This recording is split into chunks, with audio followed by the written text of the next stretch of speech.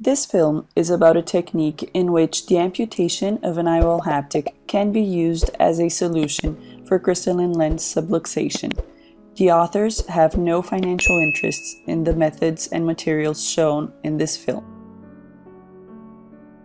Crystalline lens subluxation can be due to trauma or can also be related to congenital causes. Every time we see a patient that was born with lens subluxation, we know there is an evident area of zonular weakness, but it is very important to remember that besides this area, there's also zonular weakness 360 degrees. Thus, when we suture a ring or ring segment in this patient's sclera, we consequently generate stress in the contralateral zonules.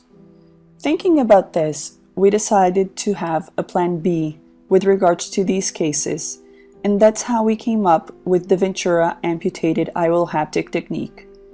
This technique has been published in many papers and book chapters, and it consists of very simple steps.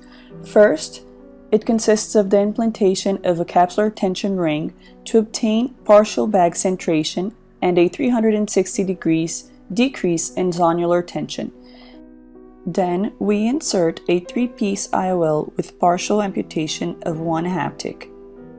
When this technique was developed in 1999, we used a PMMA lens, but soon we changed for a 3-piece IOL. After these two steps of the CTR implantation and implantation of a 3-piece IOL, we can see how the IOL optic is centered in the patient's visual axis. To illustrate this technique, we're going to show the case of this 19-year-old woman that presented to us with low vision since childhood. Her best corrected visual acuity was 2100 in both eyes with this refraction. In the slit lamp exam, we could observe bilateral crystalline lens subluxation. In these cases, we have two main challenges: performing the capsular rhexis and obtaining centration of IOL optic. For the capsular rhexis challenge, we decided to use femtosecond laser to aid us, and for the centration of the IOL optic, we decided to use the Ventura technique. The femtosecond laser has no problem in imaging and treating these eyes with crystalline lens subluxation. In the operating room, we see the lens subluxation. It is very important to start these cases filling the anterior chamber with viscoelastic to protect the zonular remnants. Then we insert a CTR to expand the bag 360 degrees and relax the zonules. We are phacoaspirating the nucleus, and then we aspirate the cortex. We can always use a cannula with BSS to gently remove the remaining cortex. Here's a view of the eye after the CTR implantation, and we can see how the bag is better centered than when compared to before implanting the CTR. At this point, we're ready for the IOL implantation, and we're going to plan where we're going to partially cut the IOL haptic. The leading haptic is always the intact haptic. After the lens optic unfolds in the eye, we hold onto the partially amputated haptic and we rotate the lens until approximately where we want it located at the end of the surgery. Then we use our secondary instrument to do the final adjustment in the lens position. Here we see the eye at the end of the surgery and how the IOL optic is centered to the patient's visual axis, even though the capsular bag is not perfectly centered.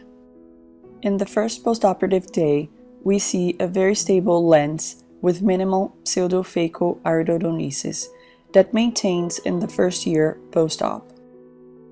With the eye dilated, we see how the lens is exactly where we left it at the end of the surgery, and the lens is very stable. If this opacification of the anterior capsule is visually significant, we can always treat it with the YAG laser. The patient's uncorrected visual acuity 1 year after surgery was 20/30 in this eye, achieving a best corrected visual acuity of 20/25. In order to use this technique, it is important to have less than 210 degrees of subluxation, zonular remnant in the area of subluxation, and absence of vitreous in the anterior chamber. We published a paper in 2010 reporting the complications in 17 eyes of 10 patients with a mean follow-up of 2.8 years. None of the patients had intraoperative complications, and 59% of them developed posterior capsule opacification that was treated successfully with YAG laser. Since 1999, we have been using this technique, and we see that the patients do not have progressive decentration of the bag-IOL complex, the pseudo-phacoiridodonesis decreases with time, and when patients are operated younger, there is even less pseudo-phacoiridodonesis. But which other cases can benefit from this technique? Well, patients with other capsular bag anomalies. This patient, for example, had bag fibrosis causing capsular retraction and ciliary body ectropia. After cataract extraction, we faced the challenge of implanting an IOL. We decided to implant the IOL with the superior haptic partially amputated so that the IOL optic could be centered in the patient's visual axis even though the entire left part of the bag was retracted due to the fibrosis. Other patients that can benefit from this technique are patients with microspherophakia. This is an example of a patient that had congenital cataracts and microspherophakia. After the cataract removal, we were left with a bag that was too small to implant a lens in a routine fashion.